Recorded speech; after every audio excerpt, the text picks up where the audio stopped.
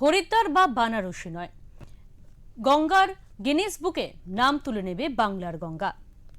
21শে June কলকাতার red রোডে উদযাপিত হবে আন্তর্জাতিক যোগ দিবস। থাকবেন প্রধানমন্ত্রী নরেন্দ্র মোদী ও মুখ্যমন্ত্রী শুভেন্দু অধিকারী।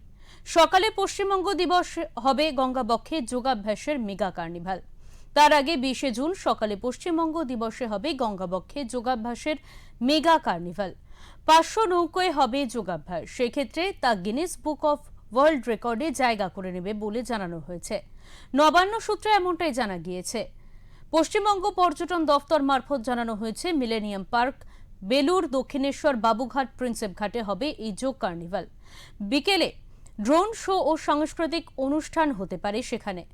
হাওড়া ব্রিজ থেকে বিদ্যাসাগর সেতু ও মাঝের 42টি বাড়িকে আলোর মালায় সাজিয়ে তোলা হবে। অচেনা হয়ে উঠবে কলকাতার গঙ্গা পার।